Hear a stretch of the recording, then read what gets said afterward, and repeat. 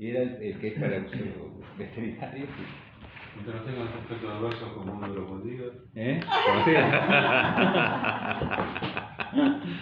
¿Cuál era la? Claro. La ketamina era, ¿no? La que le daba. La ketamina, La que toma Elon Musk. que la usan para drogarse y es durísima. Durísimo, sí.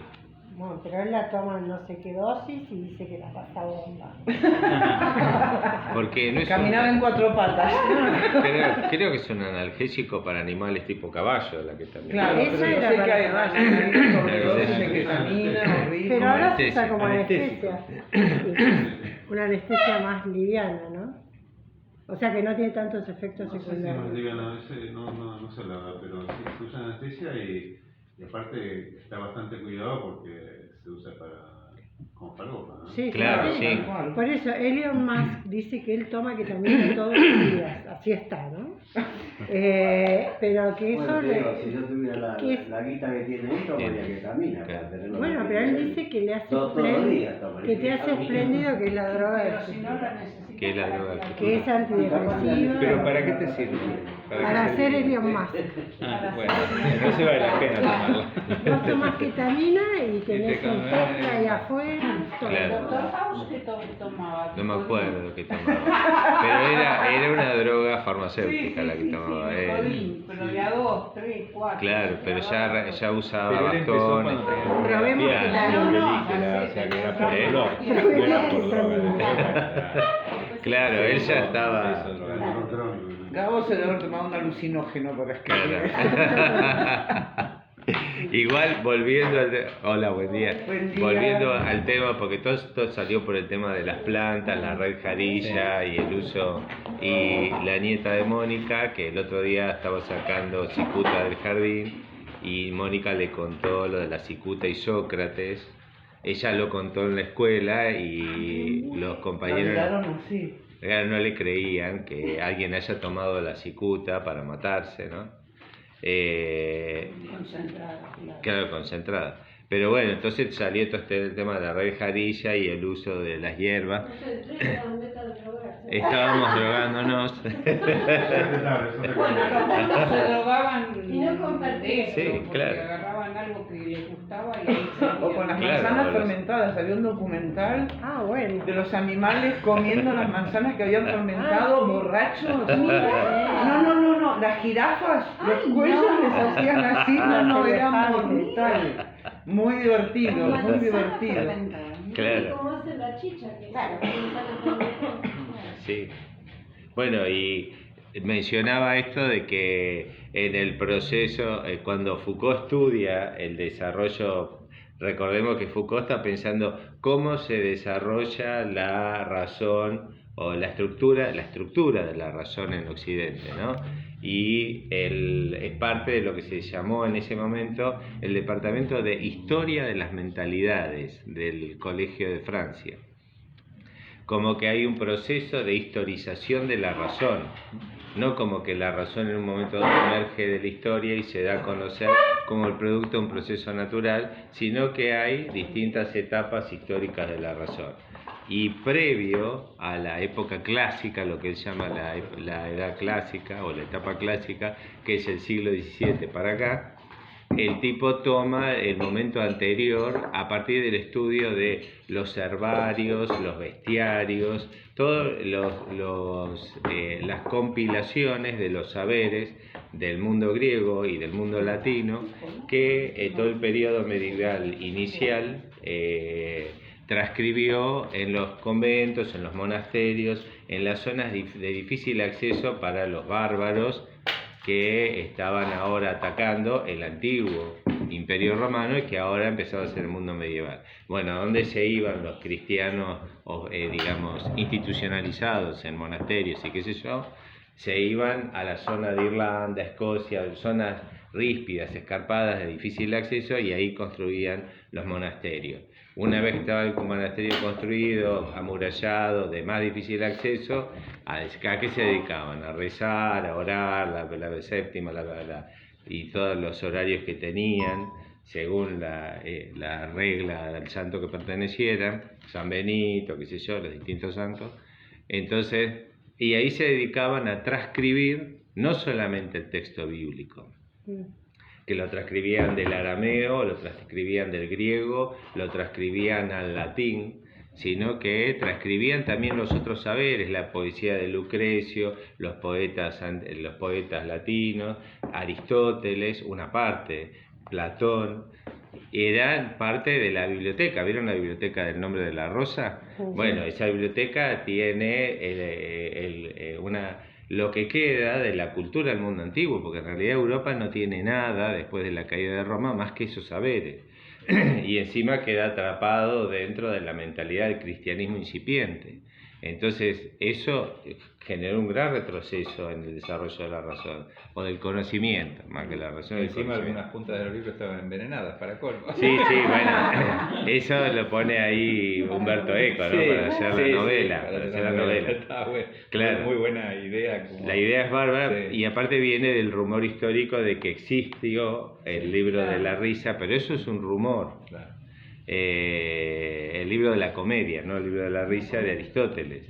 Y que, claro, como ese libro de la risa contendía contra la doctrina platónica cristiana de la Iglesia, entonces el monje Jorge de Burgos, que era el director de la biblioteca, era Borges, era Borges, tenía el libro, nada más y nada menos que el libro de la comedia, él lo tenía, y era Aristóteles, ¿no? El tipo no podía destruirlo, no le daba para destruirlo, pero no quería que se leyera. Claro. Entonces le envenenaba la solapa para que las hicieran así, dieran vuelta, se fueran envenenando y llegaban a la cuarta hoja y ya quedaba. Se iba muriendo despacito. Claro. Entonces, bueno, todos estos pibes se dedicaban a esto y a transcribir, a traducir del arameo y del griego al latín. En ese proceso es interesante el hecho de que ahí nace la marginalia, el margen, porque ellos tenían el texto en arameo, lo traducían al griego y del griego al latín. Tenían distintos traductores, ¿no? Entonces, cuando lo traducían de una a la otra, claro, traducir del arameo al griego tiene, como en todos los idiomas, una diferencia de sentido. Entonces, las afirmaciones, los giros, tienen momentos de sentidos problemáticos, ¿no? Por ejemplo, yo digo, la perra de mi vecina se pasea en el jardín. Uno dice, ¿de qué habla? De la moral Mi de la vecina. Claro, mi vecina es una perra o mi vecina tiene una perra. La perra de mi vecina se pasea por el jardín. Entonces, si hay que traducirlo, ¿no? Estoy diciendo una pavada, pero pensemos en estos textos. Entonces ellos, como el copista no podía más que traducir literalmente la expresión, tenía el derecho, sí, de hacer un comentario al Una nota al margen. margen. Y ahí nace la marginalia, nace el margen de la hoja, que era donde el copista hacía el comentario y ponía yo opino. Para eso estaba liberado. Lo que no podía era traducir no literalmente, para eso estaba obligado. Y entonces si difería, entonces ponía el comentario al margen, en la marginalia. Y ahí nace Muchos años después fue uno de los grandes problemas de la informática y la inteligencia Claro. artificial, porque la máquina no distingue, por ejemplo, el libro de Borges, no distingue si es el Claro. libro que escribió Borges o el libro que tiene un amigo mío que se llama Borges. Sí.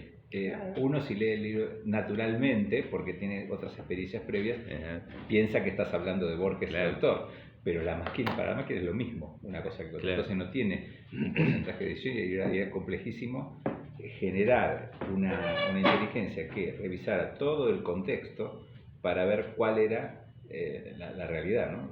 Sí. Eso es uno de los primeros problemas que hubo. Estamos hablando del año 84, Sí, sí. 86. Pero igual me parece que sigue siendo el desafío. Sigue siendo un desafío. Sí.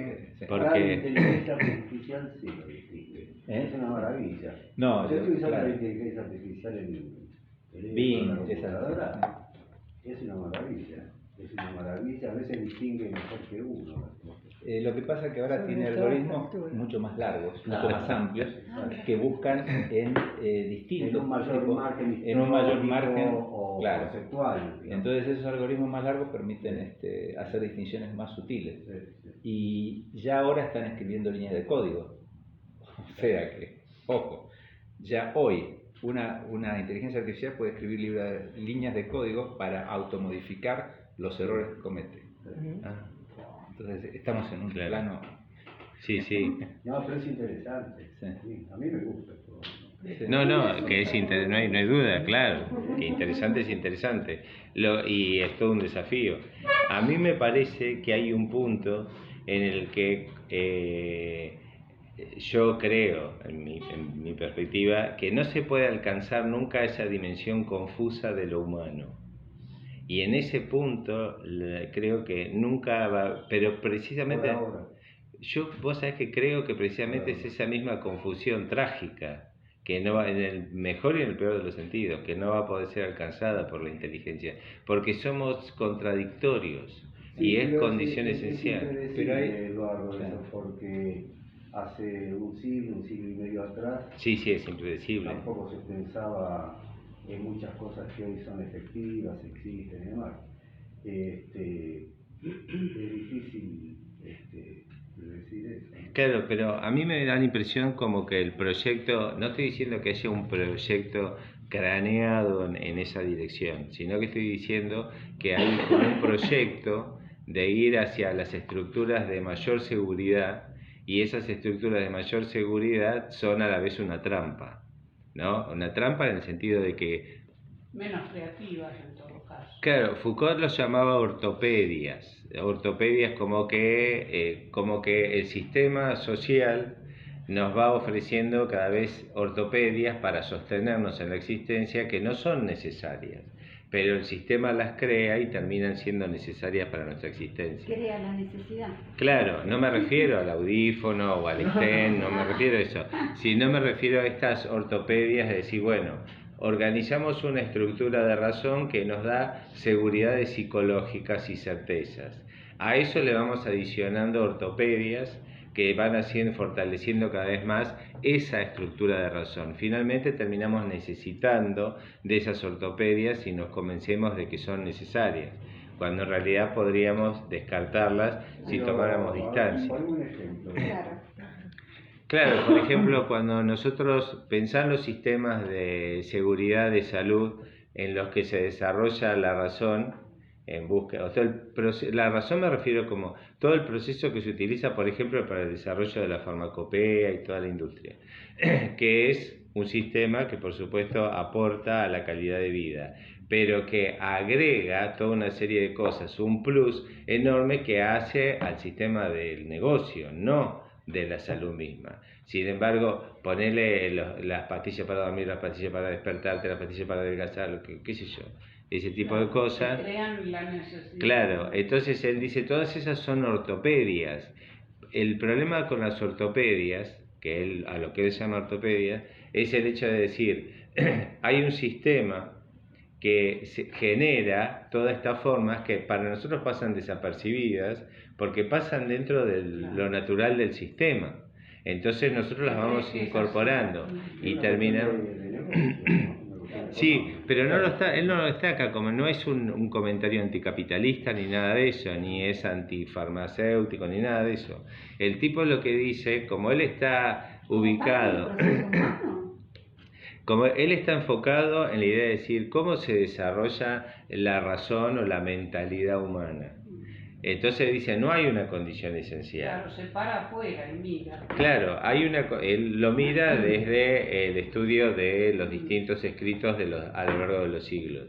Entonces él lo mira como desde afuera, digamos, y en ese lugar donde se para, él dice, si la razón, hasta el siglo, la estructura racional, hasta el siglo XVII más o menos, en Europa, ¿no? Estamos hablando de Europa, él está hablando de Europa. Y en general nosotros también, porque estamos hablando de conocimientos que nacen en Europa y la estructura de razón que tenemos es europea y no tiene nada que ver ni con el patriarcado ni con nada de esto, es una estructura europea. Entonces el tipo dice, uno toma un texto médico del siglo XVII y toma un texto médico del siglo XVI y él lo pone en un libro de él que es Historia de la Clínica, pone un texto de un médico del siglo XVI que observa la membrana cerebral, y un médico del siglo XVII que observa la misma membrana, pero ahora con un salto de racionalidad entre un siglo y otro. y analiza la descripción de uno y otro. Los dos analizan el mismo objeto, las descripciones son totalmente distintas, el enfoque es totalmente distinto, las conclusiones son otras y las relaciones que establece son otras. Entonces él se pregunta, por ejemplo, ¿qué ha pasado para que una membrana cerebral vista en el 1500 y una membrana cerebral vista en el 1600 implique que en el 1600 la membrana cerebral de locos, obviamente, ¿no? Entonces, en la del 1600 era un médico que trataba a una enferma que tenía fiebre constantemente. Entonces el tipo pensaba que ella tenía fiebre porque su cuerpo producía un aumento de temperatura. Entonces lo que hacía era enfriarla, la metía en una bañera con agua y le daba tratamientos de 12 horas diarias. Entonces empezó a descamarse ella porque estaba ahí metida en la bañera y no le cambiaba nada. O sea, por más que la enfriara, lo único que logró es que fuera desprendiendo no solamente la epidermis, sino empezó a desprenderse las células internas del cuerpo, empezaron a desprenderse y ella no variaba su temperatura hasta que murió. Y finalmente entonces después investigan la membrana cerebral y Pero qué eso sé yo. también puede asociarse al desarrollo del conocimiento, ¿no? Bueno, sí. Claro, pero el punto... Digamos, más que una mentalidad, digo esto en este caso puntual, El conocimiento previo para Eso, mirar eso. claro, el conocimiento científico, en el siglo, no sé, ¿de qué siglo? Es, él compara el siglo XVI y el siglo Es la XVII. mujer que sumerge en agua. Ese era el siglo XVII. Por eso, en el siglo XVII el conocimiento llegaba hasta ahí. Claro, pero el punto en Foucault, que es por ahí lo conflictivo de entender, es que el tipo lo que está pensando es esto de si nosotros aceptamos que la especie o la condición del ántropos es la de ser una actividad de conocimiento del mundo, no estoy hablando, la geometría, la matemática, la ciencia, ¿Qué garantía va a tenemos ser... de que lo que estamos diciendo hoy es lo correcto? Claro, pero en principio la especie tiene un afán por conocer. Por ahí una necesidad pragmática de sobrevivir, como dice Nietzsche, en un planeta hostil y conflictivo, y hay una necesidad pragmática de sobrevivencia. Entonces, eso implica que para la sobrevivencia la conciencia del ántropo haya desarrollado una actividad de conocimiento, que después se haya sutilizado al punto de matemática, geometría, saberes complejos, es un proceso de abstracción distinto, pero se va dando en la historia de esa conciencia. Foucault se detiene en este punto y él dice, si el conocimiento es un producto natural de la actividad inmanente del hombre de operar en el mundo y por lo tanto de conocer necesariamente, la actividad de conocer es una actividad más o menos primaria en el hombre. Entonces, después vendrá la matemática, la geometría, la astronomía, la ciencia, pero en principio hay una actividad de conocer para sobrevivir en el planeta. Entonces, esa actividad de conocimiento, de búsqueda, que aunque el hombre todavía no lo sepa, o el hombre por ahí sale a cazar el mamut, para dar una imagen esquemática, sale a cazar el mamut sin saber que está saliendo a la caza de conocer cómo cazar el mamut, cómo procesarlo, cómo alimentarse, que la proteína, todo eso lo sabrá después, y después sabrá que sabe, pero todavía cuando lo hace no sabe, sale por una necesidad pragmática, pero hay una actividad de conocer. Entonces, el conocer termina siendo posterior a la actividad pensante que sabe después que conoce. Es la historia del desarrollo del sistema límbico. Porque cuando decíamos cuál es el límite en la computadora, la única forma de construir una computadora que pueda ser absolutamente creativa y que pueda asemejar al ser humano es construir una computadora que tenga sistema límbico, lo cual todavía estamos muy lejos de poder hacer. ¿Por qué? Porque el problema no es no es guardar información. Los sistemas de computación pueden guardar cualquier información. El problema es recuperarla. El problema que teníamos en la investigación era cómo recuperamos una información que estamos guardada. Entonces, ¿cómo la recupera el hombre? Con el sistema límbico. ¿Por qué? Porque cada vez que grabamos una emoción, cada vez que grabamos un hecho muy importante, lo grabamos al lado de una emoción. Las emociones no son binarias, tienen un montón de registros. Entonces, ¿qué pasa? cuando nosotros estamos en una situación que la memoria nos hace pensar a través de esa emoción que sufrimos en este momento, en algo, traemos al presente lo que pasó en ese momento que grabamos la información. Entonces, de toda la información que tenemos en el cerebro, traemos nada más que esa información que fue útil en ese momento. La computadora no puede hacer eso. Claro. Por más, Claro. ni siquiera las Algo computadoras parecido a la cuánticas. Una selección. Algo parecido Exactamente, a la asociación. pero es una asociación con grados de emoción. Entonces, vos ahora Claro, te para ocurre la algo. máquina es inconocible. Es inconocible. Así tengo una computadora cuántica. No importa, porque no se grabó con una emoción, entonces no tiene la forma de recupero. Hasta ahora. Hasta ahora. Claro, Bien. porque es como un apéndice en el archivo. Claro. ¿Cómo ¿Cuál recupero? contradicción? De miles de millones de bits. Eso. Del principio. no, claro. Sí, ahí voy. Pero hay un tema con eso. Porque cuando yo asocio una emoción al recuerdo, vieron que constantemente aparece en 100 años de soledad la tarde en la que el coronel Aureliano Buendía, la soleada tarde en la que su padre lo llevó a conocer el hielo. El hielo, Lo exactamente. llevó a conocer el hielo. Sí. Nunca más lo olvidó porque vive en un Macondo infernal y él conoció el bloque de hielo. Entonces, la idea del recuerdo es constante, por ejemplo, en una novela, hoy justo la iba a traer, y después como no tenía espacio la dejé. Es una novela de Paul Bowles de la década del 40 que es El cielo protector, y ahí Paul Bowles habla del recuerdo también. Para mí el problema con esto es que el recuerdo que... Hay una película que es muy buena, pero la novela mejor, pero la película es muy buena. Y el recuerdo para mí depende de cómo enfoque yo el recuerdo que yo construí de mi abuela, que era la que me hacía una sopa que nunca más tomé en la vida. Sí. Entonces, cada vez el recuerdo a lo largo de mis casi 40 años Te quedaste, se te cayó la sota. Dos de caché. El recuerdo que yo fui construyendo a lo largo de los años de mi conciencia nunca es el mismo recuerdo que yo tenía a los Totalmente. 10. Cada vez que que- accedes al recuerdo lo Bueno. modificas y lo guardas diferenciado. ¿Cómo hace el algoritmo para recuperar esa variabilidad del enfoque del recuerdo Eso que es complejísimo. pero que porque yo el encima algoritmo he va a construido? recuperar el algoritmo va a recuperar el recuerdo original.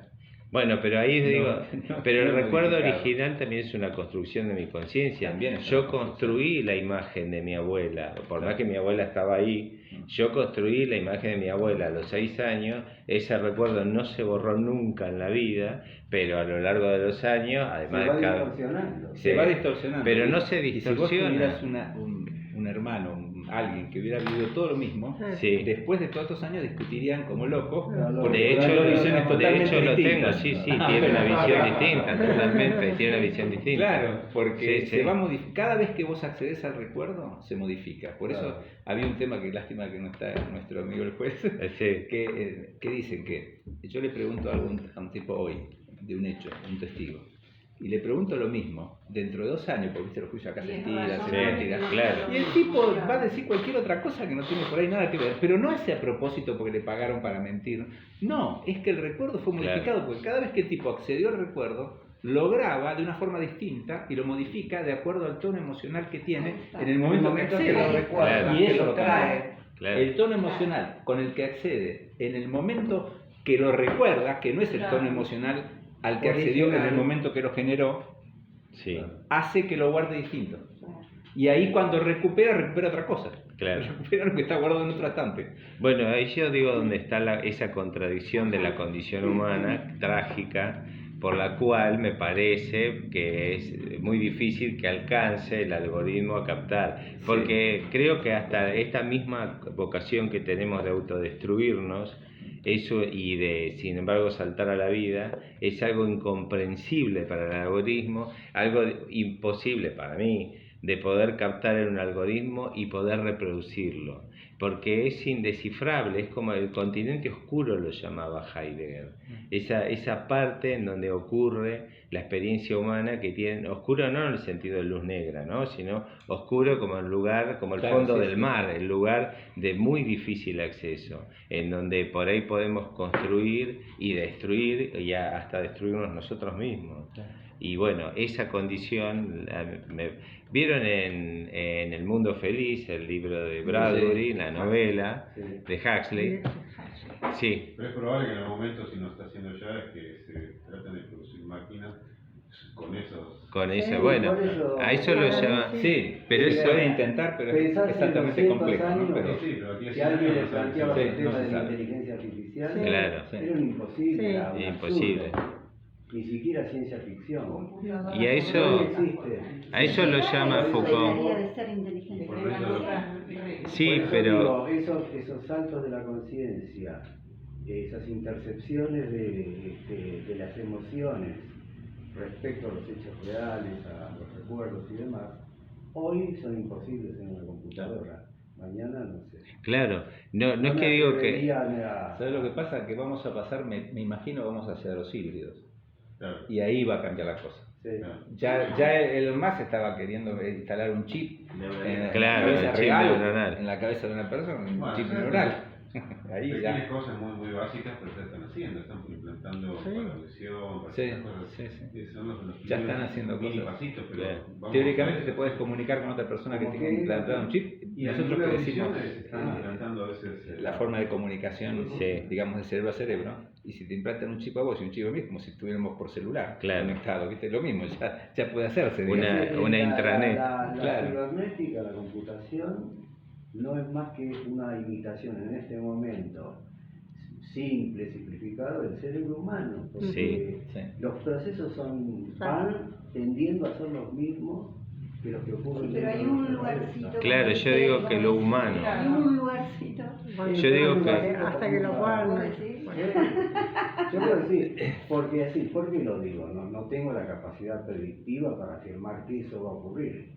Pero si me voy Pero para sí atrás de la profetiza. historia, no, menos. Así vos, Pero así. no, si me voy para atrás en la historia y veo lo que ocurrió desde hace 5 siglos a la fecha o más, puedo Suponer, proyectando hacia que adelante. dentro de 5 siglos van Claro. a ocurrir cosas que... Bueno, pero Sí, ahí detenete ahí viene lo de las ortopedias de Foucault. Cuando Foucault piensa en las ortopedias, el tipo está diciendo, tomamos el mismo argumento que vos estás tomando ahora. De acá a 5 siglos, lo que hará el desarrollo de la razón no será captar la estructura del cerebro de forma tal que pueda el algoritmo captar la esencia del humano, sino modificar la condición humana de manera tal que se adapte a la condición de esa propuesta de cerebro. Claro. No, ya sé, pero no tenía... ¿Cómo lo dijo? ¿Cómo lo dijo? Fíjate la ¡Qué forma emoción! que lo dije, porque era otra palabra. Con cierto tono despectivo. Paranoia, pero no lo dije. En arquitectura, por lo menos, siempre se habla de los procesos de caja negra. O sea, vos tenés la creación de algo Sí. ante un problema, vas al archivo y no sabes de dónde sacas las cosas. Claro, La caja negra todavía no se puede describir, tanto en arte como Claro. música o lo que sea. sí, Bueno, Está sacás bien. de ahí. pero- Claro. pero... El proceso no lo podés No definir. todavía Sabes que hay un no lo proceso de sabes, entrada y salida. porque va y viene todo el tiempo. Lo que yo decía de esto de las ortopedias es, supongamos el sujeto actual, el sujeto digital, no nosotros, el sujeto digital que ahora tiene vigencia, que ahora tiene 10 años, ese sujeto digital ya viene portando todas las ortopedias del sistema digitalizado y ya no comprende la posibilidad de que no existe ese sistema digitalizado. No existe, claro. Entonces, ese proceso es parte, para Foucault, es parte del desarrollo de un sistema que sale en búsqueda de seguridades y no es que efectivamente las encuentre, las crea. Y al crearlas adapta lo humano a eso y lo convierte en una necesidad. Eso que fue una estructura ortopédica en el momento que el nosotros... humano a su vez se adapta a eso. Claro, como que la condición Porque humana... ingresa a un proceso. Claro, es ingresado socialmente, económicamente, culturalmente, etcétera. No tiene que ver ni con el capitalismo. El capitalismo es solamente una fase del proceso de producción económica en el proceso de la historia. Entonces él piensa las ortopedias de este lugar, esta concepción, con lo cual ahí se litiga la idea del conocimiento, es decir, no es que la razón para él, no es que la razón progresó en términos del conocimiento que fue captando, sino que el conocimiento es un producto posterior al proceso en el que la razón se enfoca de determinada manera para definir los entes de la realidad. El conocimiento termina siendo un producto de ese proceso histórico, no al revés. No es que hay un producto del proceso, la razón se va evolucionando en función del conocimiento que va ganando como verdades, sino que esas verdades son puestas para Foucault como discursos políticos, ¿no? Discursos de apropiación del cuerpo social y de manejo de sujetos. Claro, ahí es donde entra la conspiración que vos decís que es paranoica, pero digamos... Pero él no lo dice en el sentido de que no está diciendo que hay una razón que cranea esto, sino que dice que es una razón que en su proceso histórico, en un momento dado, comienza el control del sujeto, como parte del desarrollo histórico de la razón. No es que está diciendo, hay 10 monjes negros, como el Papa Negro, que está dirigiendo la dirección de la iglesia, y después tenemos al Francisco. Es un proceso automático, que se da, por ejemplo, si yo te dijera, o le dijera a la población universal, que si vos cuando tiene 3 años tu hijo, le implantás un chip en el cerebro y no se enferma más, porque ese chip logra que una alerta temprana y hace que el cuerpo produzca los anticuerpos necesarios como para combatir, por ejemplo. Masivamente la humanidad, los que puedan, se lo ponían. Y después que es una ortopedia. Y después son dependientes del chip. Pero ya lo hacen tan común que después de 10 años de eso, todos los padres dicen, bueno, así como te dan la vacuna, a los 3 años te ponen el chip. Y ya es una ortopedia incorporada al ser humano. Y es natural, no hubo un tipo de cráneo. Vamos a hacer un chip así los dominamos y después el día de mañana la empresa que lo fabrica domina el mundo. Bueno, yo decía esto en forma de chiste, pero esta cosa de que como voy perdiendo bits de memoria a lo largo del tiempo que pasa, antes me podía acordar quién decía qué cosa en qué libro y hasta en qué página, ahora ya no me acuerdo ni de la voz, menos del autor. Y entonces empezaba a delirar con que quería poner un puerto USB para conectar el chip hacia acá y entonces estar con el chip y ahí repasar, y traer esa obra de una actualización. Me actualizo, me saca el chip. Los sábados de 11 a 1 me actualizo.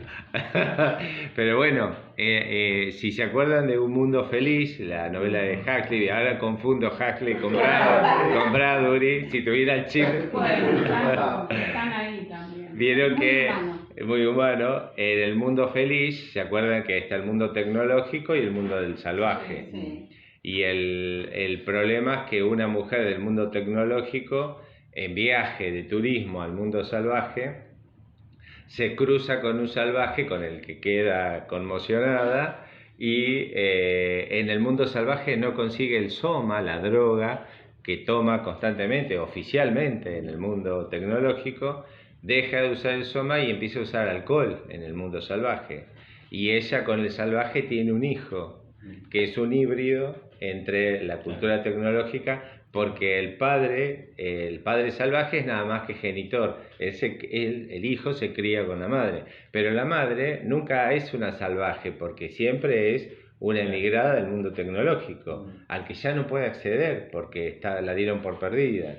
Entonces, pero ella habla del mundo que siempre conoció, o sea que el salvaje nacido es un híbrido entre dos mundos. Cuando son recuperados, cuando ella es recuperada por accidente y ella es recuperada con este hijo, que a ella no le interesa ni lo quiere, porque en su mundo tecnológico tener hijos de manera natural es un espanto.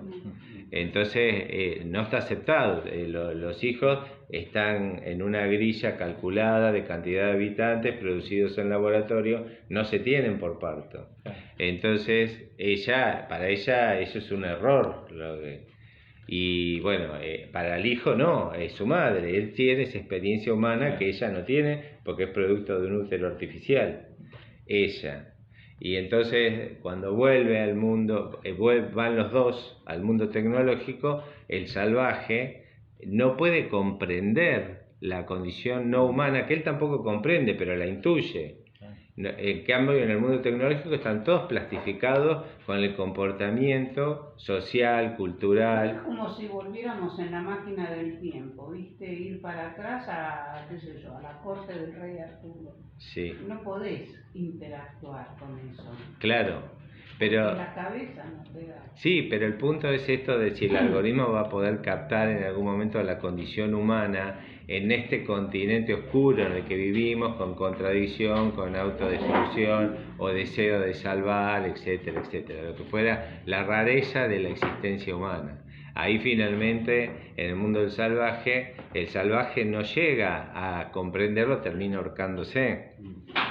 Y eclosiona en muchas partes el mundo tecnológico, porque nadie comprende que el tipo vaya a ver a su madre en el hospital muriéndose y que llore cuando la madre se está muriendo. Y todos los demás lo miran como que estaba cometiendo un delito cuando se acerca. El libro es maravilloso, sí. Un mundo feliz es un libro fantástico. Es como el equivalente de 1984 de Orwell. Otra distopía, ¿no? Sí. Claro, pero así como Orwell vio la estructura del sovietismo, Huxley vio la estructura de la razón occidental. O por lo menos en esta distopía, decir, bueno, ¿cómo será el mundo a futuro?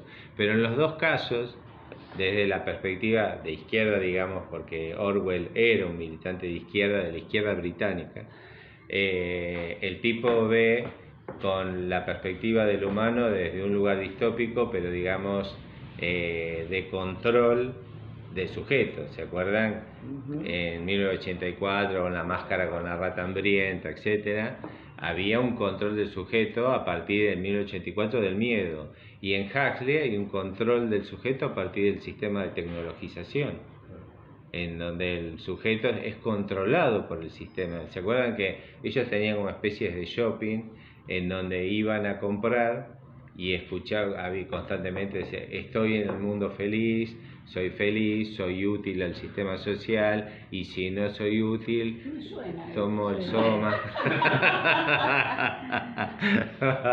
¿Se acuerda que decían, nadie podía tener relaciones sexuales por más tiempo de 3 meses? Era sugerido que no, ¿no? Pero decían, mejor no lo haga. No había que establecer ningún contacto humano, y pues ellos comprendían que más de 3 meses ahí esos cuerpos que se juntan podían generar un puente de orden emocional, entonces eso había que interrumpirlo, no, había que generar sujetos individuales, es un sistema de control social. Entonces, donde se redefine lo humano así redefinido, Foucault lo llama ortopedias, esas ortopedias del soma, del sistema, ni hablar de Orwell. De Orwell se ve el sistema como el sistema soviético, decía, bueno, sí, es esto o es la Siberia. Y era más crudo y directo. No era sugerido. No era sugerido, ¿viste? Pero cualquier comunidad que se organice pensando en Marte o en cualquier otro lugar va a ir con todo eso, porque no hay forma de que no lo hagan. Sí. Eso es lo que pasa. De hecho, es Bradbury el que tiene La caída de la casa Usher en Marte, pero estoy confundiendo, no sé si es Bradbury. Poe, necesito el chip. Bueno, hay una relación, tampoco dijiste. Hay una adaptación. No, sí, claro. La caída de la Es un argumento de geriátrico. Pero bueno, sí, Edgar Allan Poe tiene un cuento, la caída de la casa Usher en Marte. en Marte. En Marte, claro. Bueno. Es la casa Usher, pero cae en Marte, en el planeta Marte. por eso no estoy muy seguro si es Edgar Allan Poe. No sé. Edgar Allan Poe es el original. No, Es el el original, El pero no original, era Marte. no De era la- Marte, el original. No era Marte. La otra. Claro, me parece que es Asimov Alguien el la que debe haber hizo adaptado. La caída de la casa Usher en Marte. Ah, Edgar Allan sí, Poe sí. hace La caída de la casa Usher. Sí, sí. Y creo que es Asimov el que hace La caída de la casa. O sea, sí. transcribe Pasa. con la mentalidad del siglo en el que el hombre llega a Marte La caída de la casa Usher, pero ya. Asimov con Robert Bradley es un poquito más cerca. Están más cercanos, sí, por supuesto, están más cercanos. Pero bueno, no sé, yo tampoco puedo predecir que no vaya a alcanzar el algoritmo. Me parece, pero ellos se acuerdan que me quedé en el siglo XVIII. Sí. Entonces, me parece que eso que los griegos comprendían en la tragedia, dan el clavo de la condición humana. No sabemos por qué Medea asesina a los hijos. Tenemos la razón, porque Jasón la abandona, porque la deja por otra mujer, por todo lo que, porque ella es bruja, tiene poderes divinos y qué sé yo, por todo eso, pero degüella a sus hijos. Y entonces uno se queda ahí espantado ante eso, pero ella lo hace para vengarse de Jasón teóricamente, pero mata literalmente a sus hijos. ¿Por qué Edipo se casa con la madre, tiene hijos con la madre? Bueno, ese continente oscuro es parte de la condición humana y me parece condición esencial de lo humano. Y lo bueno no me refiero únicamente a lo trágico como malo o dramático, el salto a la existencia, a vivir, la porfiria de vivir, el acto de voluntad que es totalmente ciego por existir. No sé si eso puede ser alcanzado por el algoritmo. No sé, no digo que no. Quédate tranquilo. No sé. El arte de alguna manera siempre intentó expresarlo y bueno, yo creo que se acerca en algunos casos, pero que es, creo que incluso la tragedia, cuando da cuenta de esto, no puede dar cuenta por completo, nos acerca en alguna medida. Pero bueno. Volviendo a Macondo, igual lo del recuerdo, esta cuestión del recuerdo, García Márquez lo tiene presente en la obra porque Sí. constantemente el recuerdo de la tarde en la que Aureliano Buendía conoció el hielo porque su padre José Arcadio lo llevó a conocer en medio del Macondo lleno de calor, aparece constantemente como él recuerda recuerda, cuando lo fusilan. que no lo fusilan. Bueno, pero es el recuerdo. Claro. Yo vi un avance de Netflix, puede ser. Que Sí, está, en la serie. Justamente la serie. Está Que filmada muestran en- eso. Creo que lo fusilan en la serie. Ah, lo fusilan. En la serie se ve el fusilamiento y en ese momento él recuerda y muestran el momento en que conoce el. Ah. Ahora están Un pedacito. haciendo una serie de Netflix. Claro, lo que Yo dice. la pude- Yo vi Sí, el ya hay videitos. adelanto. Yo vi el adelanto.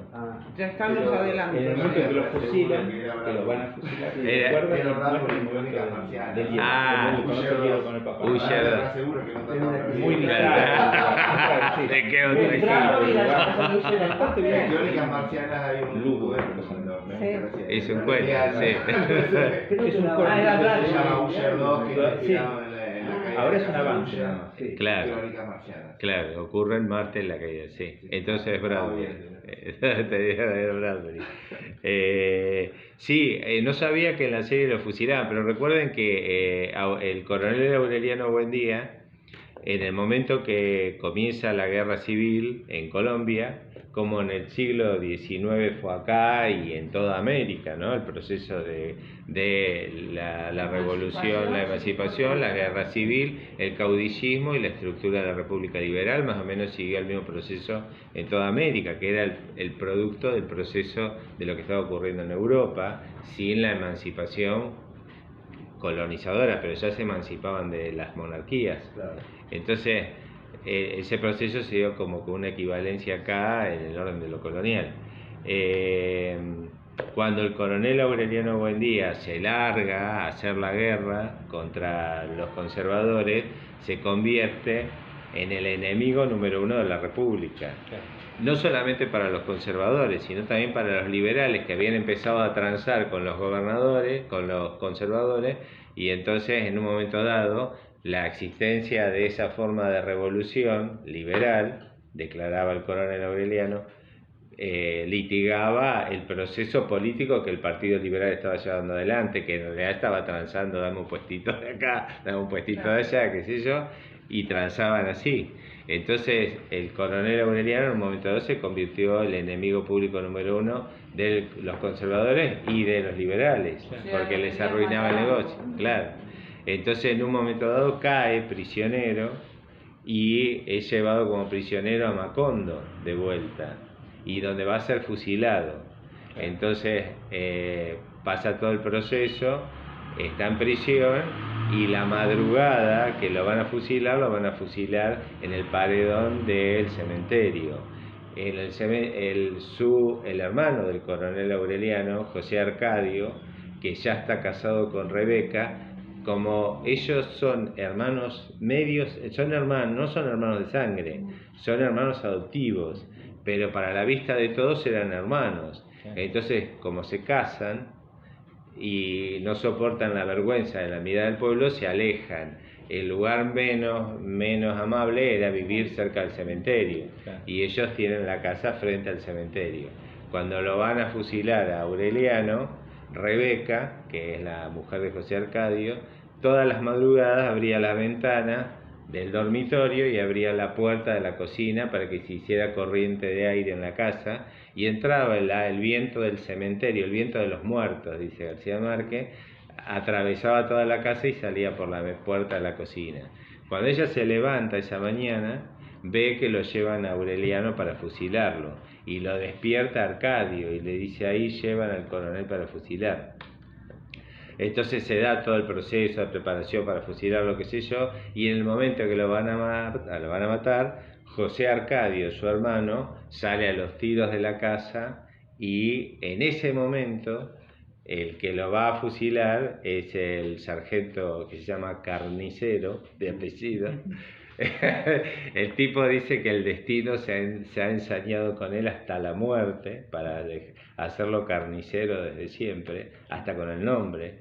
Entonces el tipo ese se da vuelta en la batalla y lo defiende Aureliano, y se asocia a José Arcadio, que viene a salvar al hermano. Matan a los soldados conservadores y se escapan. Y ahí el coronel Aureliano se escapa de todas las trampas de la muerte, porque ya la muerte le había anunciado que cuando él se iba a morir le iba a dar la señal. Entonces él sabía que no iba a morir ahí. Muere después, no muere fusilado, se muere viejo. Hay una segunda oportunidad en la que también están preparándose para fusilarlo. Y a la madrugada, no sé si es el coronel Márquez. No, es al revés, lo van a fusilar a Gerineldo Márquez, y él lo rescata y se lo... Él mismo lo condena a muerte.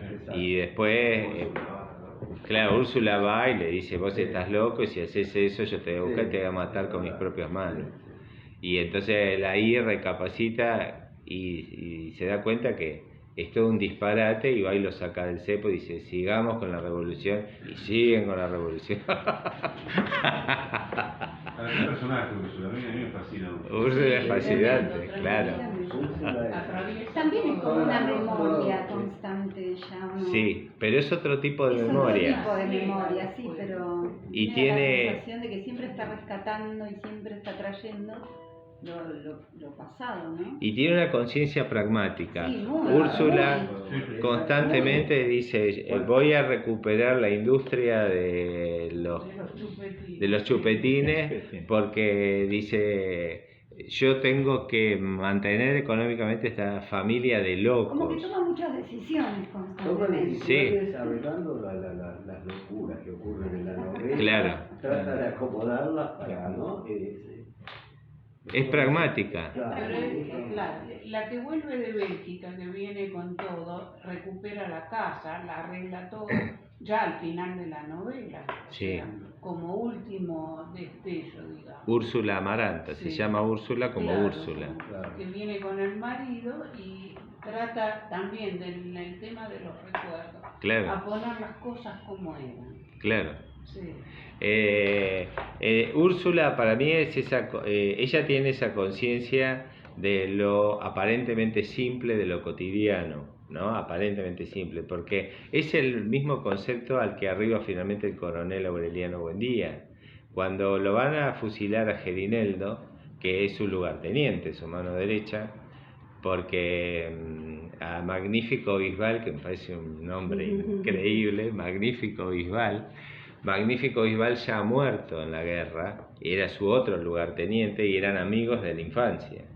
Cuando él condena a Gerineldo Márquez, esa noche, cuando va Úrsula a hablar con él y le dice que lo va a matar con sus propias manos y lo mata a Gerineldo, esa noche se queda toda la noche pensando Aureliano.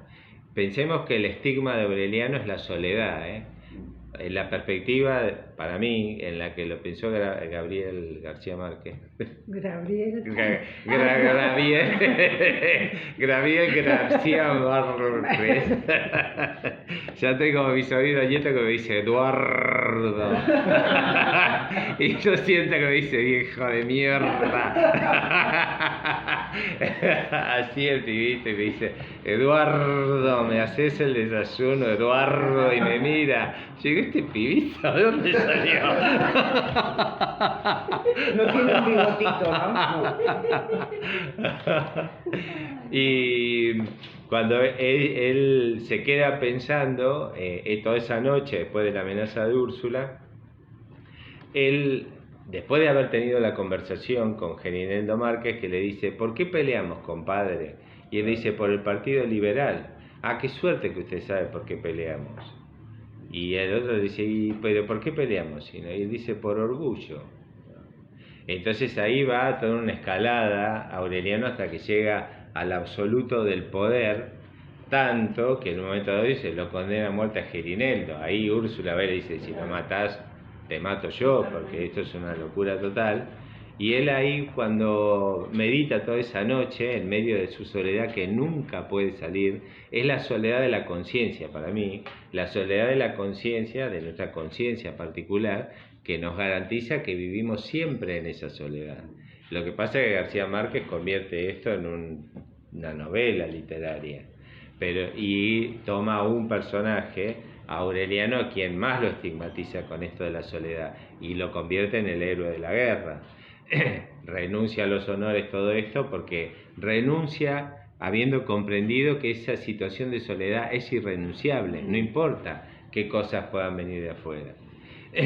Entonces él comprende en esa soledad que matar a Gerineldo no es más que un acto de soberbia que tiene que ver con el afuera y no tiene nada que ver con la relación de la situación en la que están viviendo. Entonces va, lo saca del pecho del cepo y le dice, sigamos compadre con lo nuestro porque me fui al pasto y esto no tiene nada que ver con la realidad.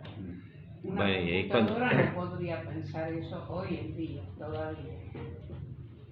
Porque eso es complejo, eso es de la estructura íntima del razonamiento humano. Claro, del derrotero de esa conciencia.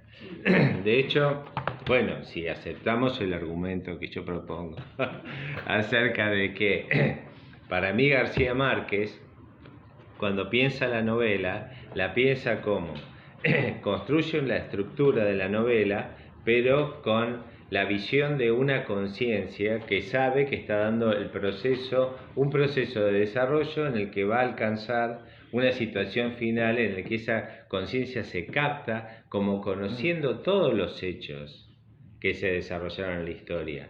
Los conoce al final de la historia, pero lo sabe desde el principio, como la semilla de la manzana, que sabe desde el principio que se va a convertir en manzana y será comida por alguien que va a incorporar todo el proceso. Esa estructura del proceso de la semilla, desarrollo, árbol, flor, manzana y el sujeto que come la manzana, todo eso está entendido ya por la semilla. La semilla ya lo sabe, pero lo concreta como realidad cuando es manzana siendo comida. Acá hay una parte donde dice, cuando dicen hay que traer el ferrocarril, dice Úrsula confirmó su impresión de que el tiempo estaba dando vueltas en redondo. Ella también se va dando cuenta de eso. Se va dando cuenta. Pero ella resiste, ella no quiere de alguna manera aceptar que los delirios para ella en aquel momento que tenía José Arcadio padre, la guerra solar, las cartas, el astrolabio, la brújula, todo ese proceso en el que la conciencia de una cultura va generando nuevas producciones que generan un nuevo momento de la conciencia, que abre a un nuevo momento de la historia, pero que tiene que cerrar esos dos momentos anteriores. Siempre el proceso tiene que ser dialéctico. En Hegel es rara pensarlo así. Me parece que la novela para mí, primero cuando la leí por primera vez a los 15 años yo quedé fascinado con todo lo que pasaba, era un universo fascinante. Después la empecé a ver desde otro lado y me parece que tiene una complejidad mucho más profunda de lo que es el aspecto del realismo mágico. Que si Mercedes la Bella genera esto de la muerte porque los tipos la ven y entonces no pueden ver esa belleza y terminan muriendo trágicamente, o Úrsula, o el cura que levita, o Aureliano que sabe que la muerte le va a dar la señal antes de morir, que se comunica mentalmente casi con Úrsula, que Úrsula sabe cuando Aureliano está cerca, y todo ese realismo que llueve durante 4 años, o que hay un cadáver de galeón español en el medio de la selva, todo ese realismo mágico me parece que es como es uno de los elementos que constituyen la novela. Pero para mí la propuesta de García Márquez es el problema de la historia y la historia humana, porque en el momento en que el tipo entra a definir que Aureliano Buendía pasa de Aurelito al coronel Aureliano Buendía, no es un dato más de la novela. Él juega a las damas con su suegro y hasta su suegro, ¿se acuerdan? Apolinar Moscote, que era el corregidor de la República Conservadora y que trampeaba en las elecciones, y que cuando los soldados llegan del Partido Conservador, el ejército del gobierno conservador, de la República Conservadora. Pensemos en la Argentina de la década del 10, del 20, del 30, la República Conservadora de la Argentina, ¿no? Cuando llegan a Macondo y a la mujer la muerde el perro rabioso, los soldados la matan como una medida higienista, la matan a culatazos a la mujer para que no tenga rabia, y me imagino que al perro también. Entonces ahí se le vuela la peluca a Aureliano y a partir de ahí se sale a hacer la guerra a los conservadores. Uno dice, bueno, pero ¿qué cambió? Aureliano no lo tiene claro en su conciencia, porque él no sabe tampoco, sabe que tiene que ir para ese lado, decide ir para ese lado, y por lo tanto lo sabe que lo otro de él, como diría Hegel, lo otro de su conciencia es aquello que niega lo que él es él.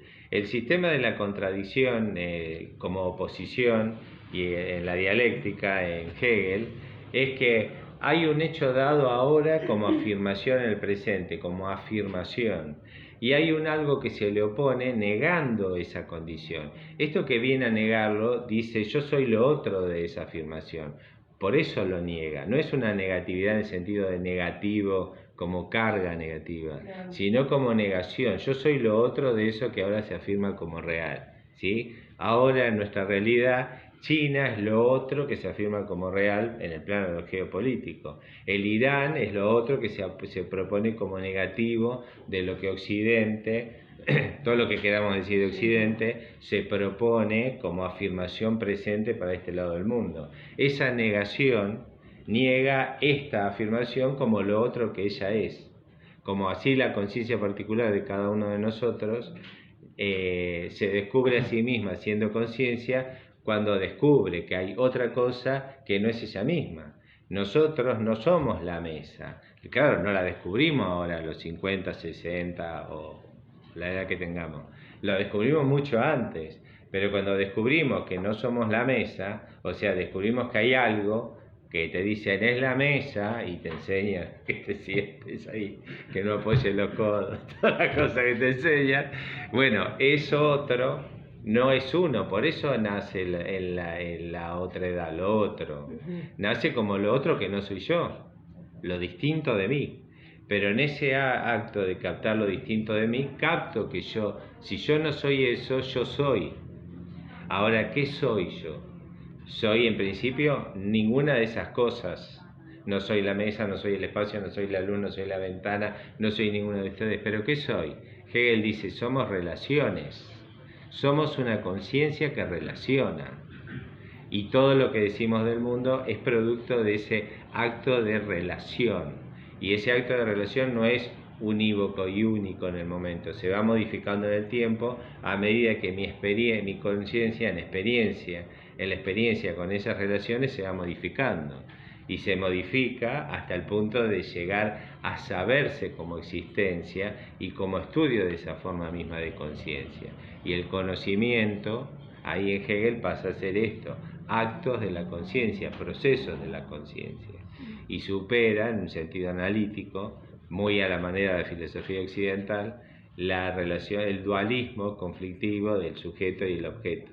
Él dice, no es que no haya cosas, hay cosas en el mundo, pero nos posicionamos en una estructura analítica en la que siempre estamos el sujeto por un lado y el objeto, el mundo del otro. Hay un dualismo, sujeto-objeto, y siempre vemos las cosas como distanciadas de nosotros. Él dice, no dice esto de si reenfocamos, pero podríamos decir, si reenfocamos y pensamos que en realidad eso es nada más que un momento de la conciencia y comprendemos que en algún momento de la conciencia capta que son relaciones, ese proceso, si es la conciencia de una cultura, en un momento dado va a llegar a su fin, cuando finalmente esa cultura se capte por completo como siendo consciente de sí misma y se auto-observe, como la reflexión es como si pudiésemos sacar un espejo interno y nos observamos a nosotros mismos, ¿no? Y pudiéramos ver en el espejo nuestra condición, nuestra conciencia. Eso solamente puede ser producto de la conciencia, porque no hay otra especie que nos pueda venir a decir, ah, no, pero ustedes son así, así, así, así. Somos la única especie que está beneficiada y condenada a esta condición.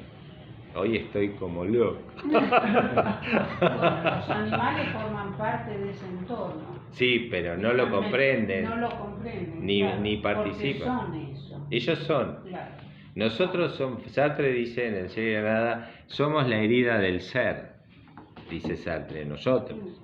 Y nosotros tenemos esa ventaja por la cual podemos como especie postular esta dificultad con el ser. ¿Qué somos? ¿Qué somos? De Carlos resolvió, somos una cosa, una sustancia, no una cosa, una sustancia que piensa. Hegel, con posterioridad a Kant, que insiste en el dualismo, Hegel dice, no podemos definir las cosas en términos de sustancia, ¿no? El hombre que es animal racional, cosa, sustancia, o sea, el sustantivo animal, en definitiva se trata de una sustancia o un sustrato sobre el que se inscriben propiedades. Es racional, en cambio mi gato no es racional, es un animal irracional.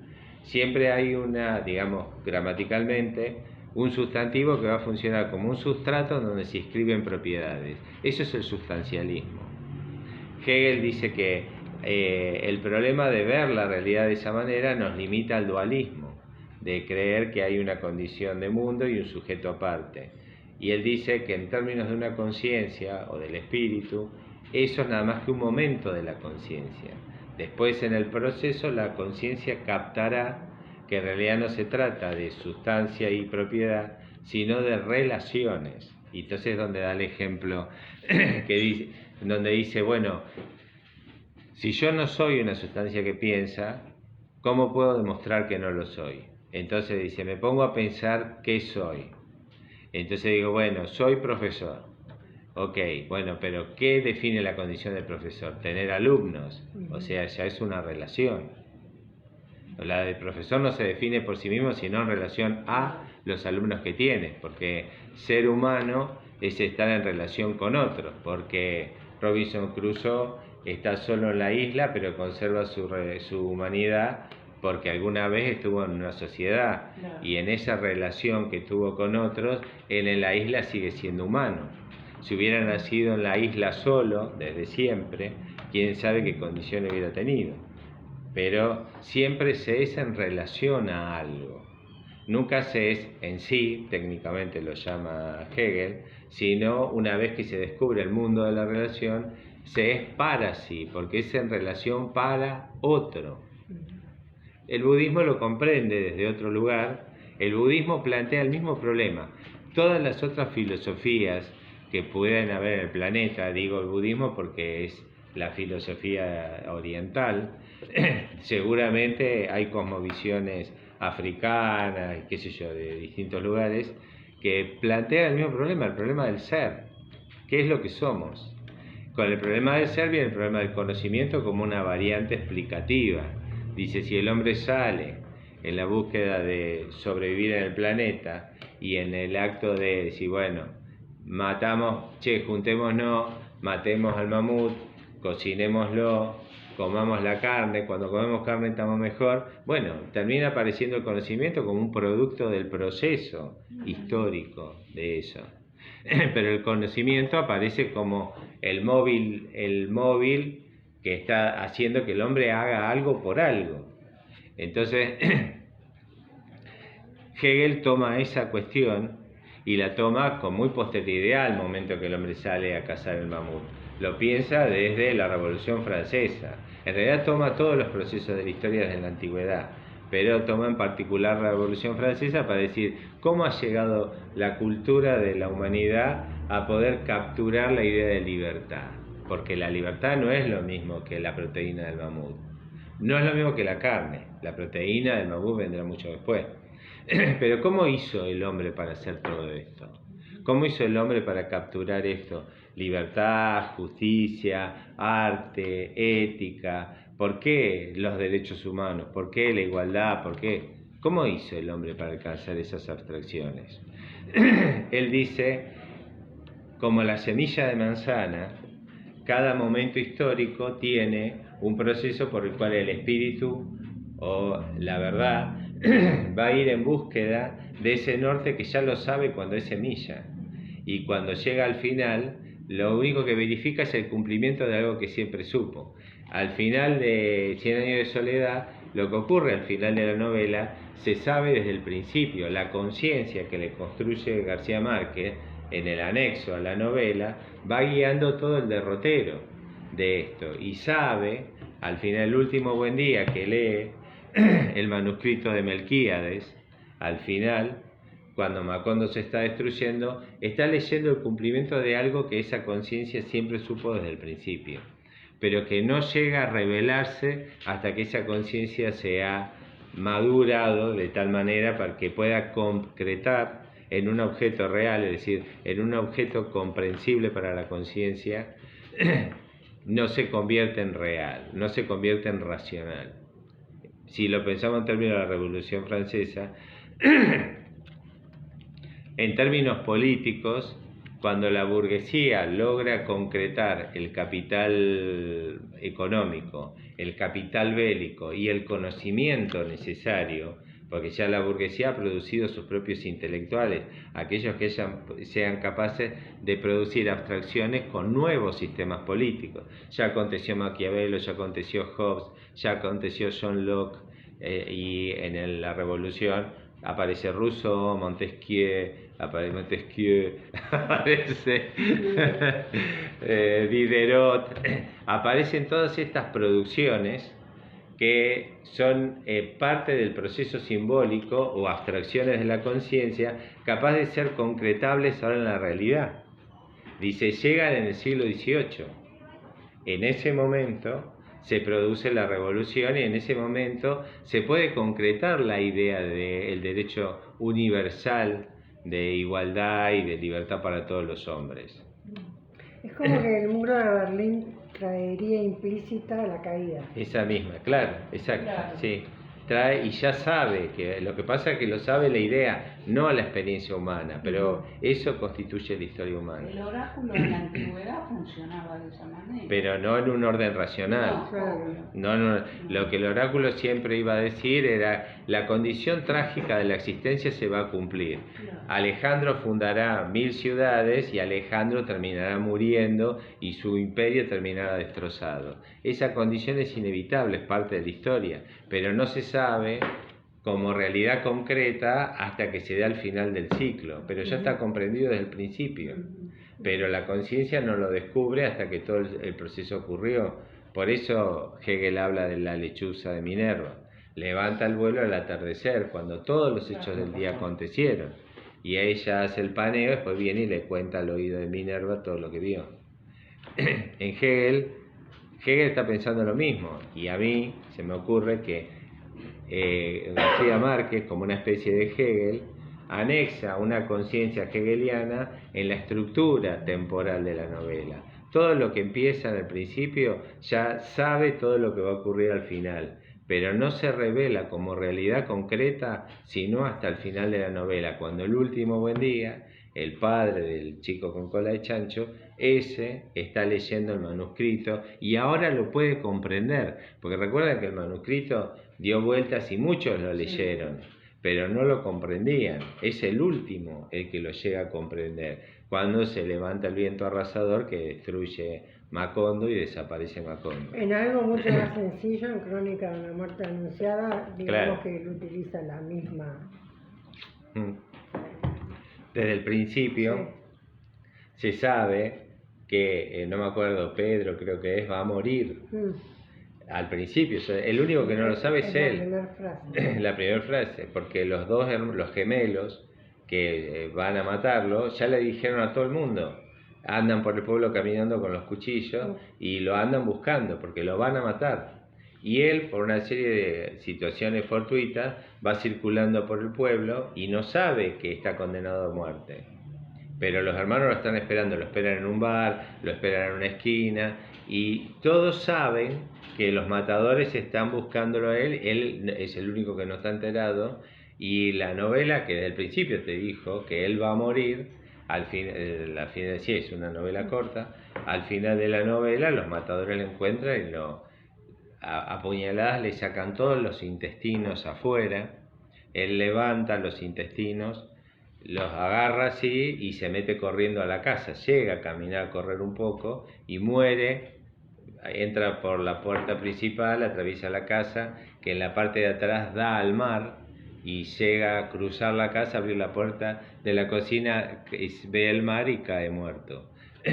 Pero eso está sabido desde el principio, la novela es circular, ¿no? Es la misma circularidad que tiene Cien años de soledad, porque para mí Márquez está pensando la novela desde la dialéctica hegeliana, porque está obturado en el buen sentido, ¿no? Con el derrotero de la historia humana, por más que él lo focaliza en personaje, él hace novela. Mirado de afuera uno diría, ¿para qué hago todo esto? Me quedo sentado en la silla y miro para arriba. Claro, no, pero porque es trágico, sino. Es que la condición humana es trágica. Desde la perspectiva hegeliana, si uno está inmerso en la perspectiva hegeliana, es genial. Porque está todo tan articulado y tan bien articulado que desde el principio al final es una máquina genial. Ahora, si uno mira esa perspectiva desde afuera, yo por lo menos, la encuentro demasiado determinista. Claro. Demasiado determinista. Vista desde adentro me parece una genialidad. Como el tipo, como Hegel pudo elaborar eso, ¿no?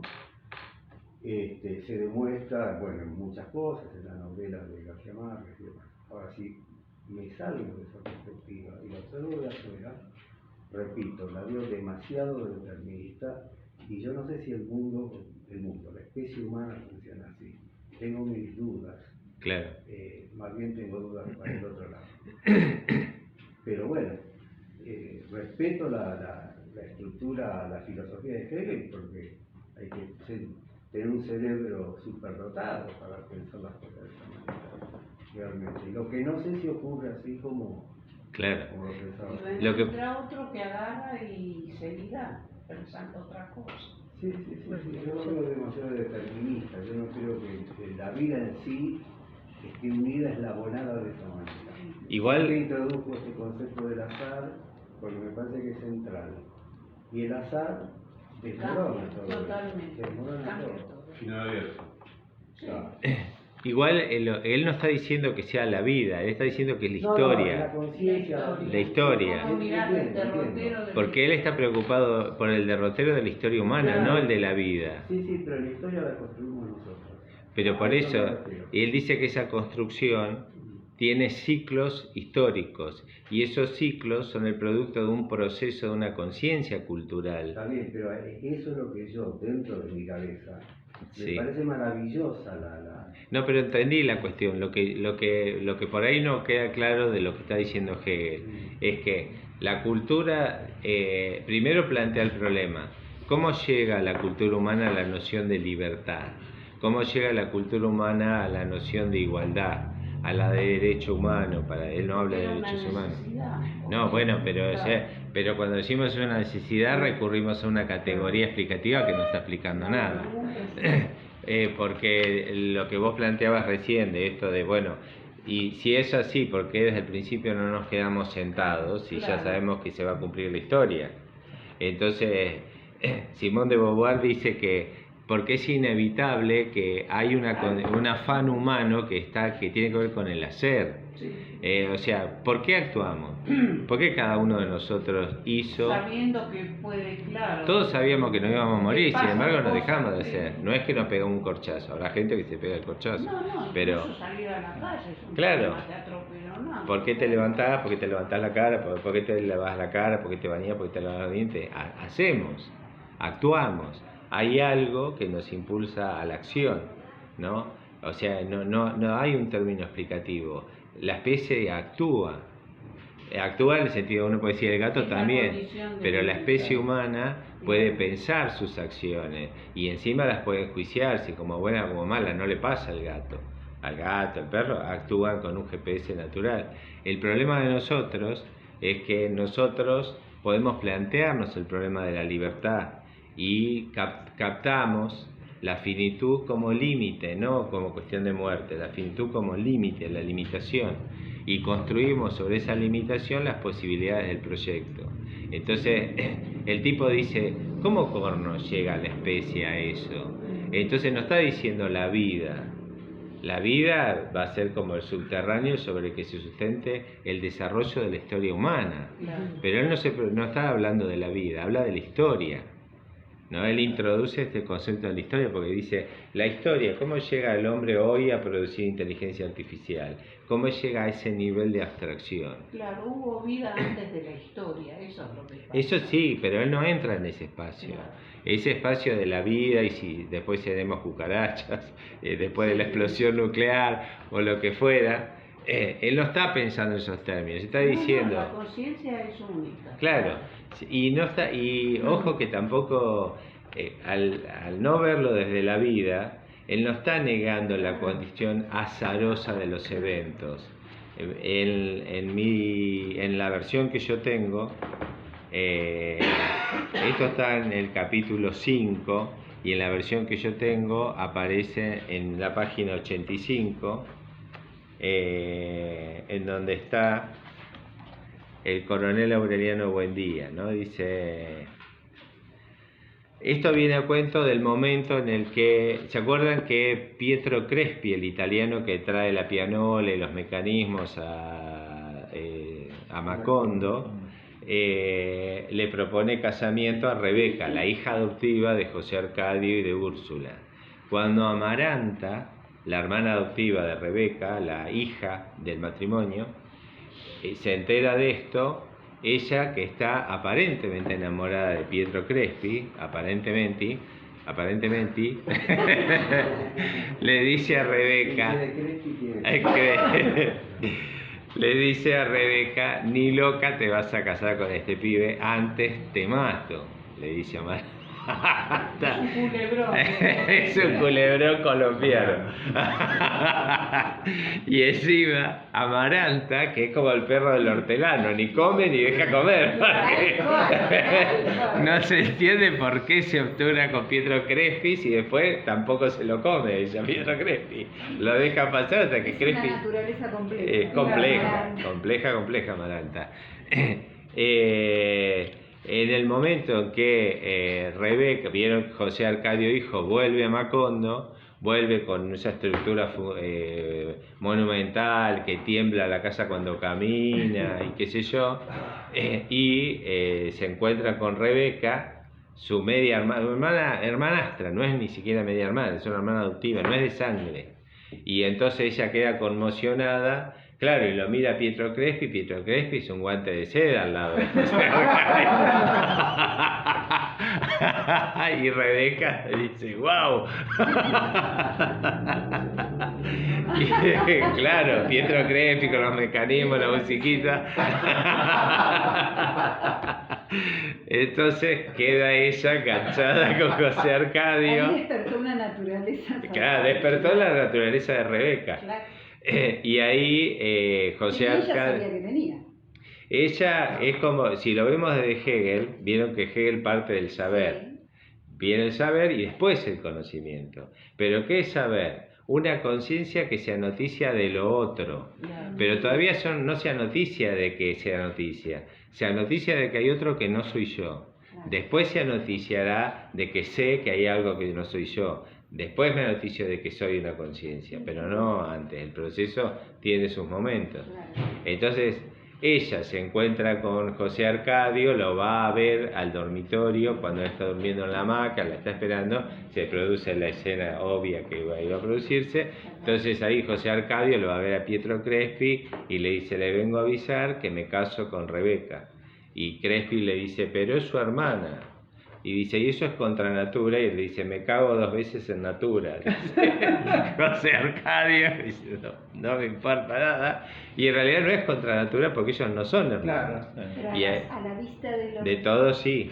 Entonces organizan el casamiento y el cura comete la imprudencia en la misa de casamiento de decir que no son hermanos. El cura se siente obligado a aclararle al pueblo que él está llevando el oficio, pero que ellos no son hermanos, técnicamente. Si no sería un sacrilegio. Sí, claro. Y a Úrsula se ofende con el cura porque dice que se metió en un terreno que no le incumbía. Entonces ahí Arcadio y Rebeca se van a vivir en su casa al lado del cementerio. Y en ese lugar viven hasta que él muere de una manera extraña, de un escopetazo, y está solo en la casa con Rebeca. Ahí Pietro Crespi queda corrido de la vida de Rebeca, pero él le dice, y si lo que a usted le gusta es la familia, y la tiene Amaranta. Entonces Pietro Crespi sigue visitando a la familia, que Úrsula lo habilita porque siente que lo traicionaron. Y entonces él viene a visitar a Amaranta como una posible esposa con la que después que yo creo que se murió virgen, Crespi, porque de tanto que tejió y bordó se murió virgen. Pero y sigue toda esta historia con Amaranta. Cuando él empieza a visitar a Amaranta, Úrsula, que dice, bueno, esto va para el casamiento, le dice a Aureliano que hay posibilidades de casamiento. Ella le dice, Úrsula se ofuscó, a pesar del aprecio que tenía a Pietro Crespi, no lograba establecer si su decisión era buena o mala desde el punto de vista moral después del prolongado y ruidoso noviazgo con Rebeca, pero terminó por aceptarlo como un hecho sin calificación porque nadie compartió sus dudas. Aureliano, que era el hombre de la casa, la confundió más con su enigmática y terminante opinión. Estas no son horas de andar pensando en matrimonio, de Pietri con Amaranta. Aquella opinión que Úrsula solo comprendió algunos meses después era la única sincera que podía expresar Aureliano en ese momento, no solo con respecto al matrimonio, sino cualquier otro asunto que no fuera la guerra. Él mismo, frente al pelotón de fusilamiento, y ahí viene la parte del azar, no había de entender muy bien cómo se fue encadenando la serie de sutiles pero irrevocables casualidades que lo llevaron hasta ese punto. La muerte de Remedios no le produjo la conmoción que temía. Fue más bien un sordo sentimiento de rabia que paulatinamente se disolvió en una frustración solitaria y pasiva semejante a la que experimentó en los tiempos en que estaba resignado a vivir sin mujer. Volvió a hundirse en el trabajo, pero conservó la costumbre de jugar dominó con su suegro. En una casa amordazada por el luto, las conversaciones nocturnas consolidaron la amistad de los dos hombres, porque ya Remedios, su mujer, había muerto. Y entonces el suegro le decía, vuelve a casarte, Aurelito, le decía el suegro. Cuando él está pensando en esto, o la conciencia que construye Márquez desde afuera, dice que cuando Úrsula le dice a Aureliano, Amarante y Pietri se pueden casar, él le dice, no es momento de pensar en eso, porque ahora es la guerra, piensa Aureliano. Y entonces Aureliano sigue pensando y entra en el espacio de el momento que va a ser fusilado y recuerda toda la secuencia de sutiles casualidades que se fueron enlazando para llegar hasta ese momento que él ni siquiera tenía claro que iba a ocurrir en la vida.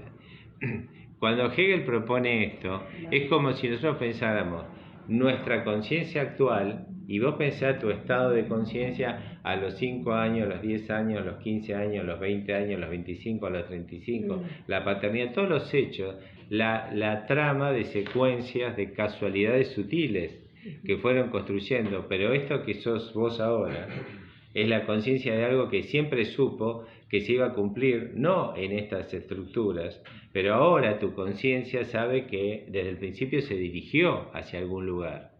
No que no pudo haber variado el lugar, te pudiste haber subido a un barco ballenero japonés y haber ido así, extremo. Es un sistema de causas y efectos. Los caminos podrían haber sido siempre diversos. Sí. Ahora está bien, es cierto, yo soy lo que soy producto de lo que Transitaste. toda mi vida, de los hechos. Pero él dice más, dice que es tu Pero conciencia. Eso me parece más racional. Lo que no me parece a mí tan racional es que esa semilla en principio conocía todo lo que iba a ocurrir después. Sí, lo trabaja bien Asimov en cuando crea la psicohistoria. Eso ya no me Está parece fabuloso el enfoque de porque Asimov. los caminos podrían haber sido muy diversos. Sí. Después, por la relación causa-efecto, terminaron en esto. Claro. Sí, pero este inicio no lo podía saber. Bueno. ¿Cuál era el camino que iba? ¿No? Es como la teoría de Pero los todos universos llegaban al paralelos. mismo fin. entonces. Claro, pero es como, Piglia toma ese argumento, ¿se acuerdan cuando leímos Respiración Artificial hace unos años? Piglia toma, inventa, ficciona, Viena, y hace una relación entre Kafka y Hitler. Entonces Kafka iba a tomar café a un café en Viena. Hitler era austríaco, sí, era austríaco. Entonces, él había querido, esto es cierto, es un hecho histórico, Hitler quiso ser artista, quiso entrar a la Academia de Arte y no pudo. Sobre esta anécdota, digamos que Miramos lo que hicieron. lo que ocurrió, claro. Tendría que Lo hubieran dejado hacer entrar la y capaz historia que- y entrar en la Academia Claro. de Arte para... Bueno, esa idea de viajar en el tiempo y de modificar, claro. Sí, el Ministerio del Eso es Tiempo otra era parte. genial. Claro. Pero es que Hitler fue Porque los Hitler tipos se gracias ocupaban a de que la historia la así ficción. se Sí. Pero si cumpliera Hitler tal hubiera cual entrado a la estaba. academia, Claro, no pero sé él- si hubiera otro Hitler, capaz que no. Bueno, capaz que no. Pero Hegel no está diciendo que hay un determinismo de los hechos. Lo que hay un determinismo es en el hecho de que la conciencia de una cultura, cuando aparece, como la semilla de la manzana, supongamos, antes de la Revolución Francesa, la Revolución Francesa es el hecho concreto de la historia en el que se produce la revolución. Para que eso ocurra, tuvo que haber acontecido el desarrollo de una conciencia que captó en la estructura de las conciencias individuales nuevas nociones: libertad, igualdad, derecho, distribución de la tierra, etc. Para que todo eso ocurra, tiene que ser producto de conciencias individuales. Pero espera. Entonces, eso desde el principio es una conciencia, dice Hegel. Es una conciencia como la tuya, que suponete, las conciencias individuales, que vos a los 5 años estabas en un estado, no es que sabías que ibas a estar hoy acá discutiendo sobre la conciencia, no está diciendo Hegel eso. Lo que él está diciendo es que para que una cultura llegue como al nivel de abstracción al que llega tu conciencia hoy día, el nivel de abstracción se refiere al nivel de captación de un concepto que vos podés concretar como real porque alcanzás a comprenderlo. Esa comprensión se va a dar como resultado de un proceso de relaciones. Esa posibilidad de captar esas relaciones te permite concretar esa realidad. Hoy lo podemos llamar sujeto digital o el cerebro o lo que fuera, pero él está pensando en el siglo XVIII, el concepto más complejo capturado por esa conciencia era la libertad. Ahora él dice, ese proceso llegó en la historia. Quiere decir que la conciencia de esa cultura lo sabía desde antes, en el sentido de que estaba proyectando hacia allá, puesto que llegó a ese lugar. En eso él dice que hay una cuestión de determinismo como condición de la conciencia. Pensarlo desde el lugar de las conciencias particulares tienen una condición de inmanencia, porque él no dice que esto es trascendente, no responde a la cuestión. Cuando él habla de Dios, se está refiriendo a la totalidad de la realidad, ¿sí? Entonces él está pensando, el proceso se va dando como parte de un proceso secuencial y de la historia, pero no acaba en ningún lugar. La semilla de la manzana no da peras, da manzana. Lo mismo el proceso de la historia. Si el proceso de la historia pasa del siglo XIII, donde quemaban gente, al siglo XVII, XVIII, bueno, la guillotinaban, pero no la quemaban, cambiaron de método, pero pasaron de aquella condición por la cual el sujeto no era sujeto, era dependiente de otros poderes, no podía capturar la noción de libertad porque no podía ejercitarla, no había manera de concretar racionalmente ese hecho y va a tardar siglos para llegar a ese proceso, pero finalmente llega a ese proceso, no se dio otra cosa, llegó hasta ahí. Si cambiás la pantalla del tiempo y pensás lo que Fukuyama dice de la caída del muro, Fukuyama un hegeliano feroz, ¿no? Fukuyama dice, ya en 1789 la conciencia de la cultura europea sabía que el proceso histórico iniciado en 1789 iba a terminar en un occidente dividido entre capitalismo, liberalismo capitalista y sovietismo, sistema soviético, y que esas contradicciones se iba a resolver en un momento de la historia y se resuelve en la caída del muro y en la perestroika y el fin del sistema soviético. Esa es la interpretación hegeliana que le da Fukuyama. Y dice, ¿qué queda después? Dice Fukuyama. Queda el choque de civilizaciones, o sea, el choque entre el Oriente, las teocracias orientales y el sistema democrático o institucionalista de Occidente. Eso es lo que quedará, dice Fukuyama, lo llama choque de civilizaciones como el periodo que vivimos nosotros.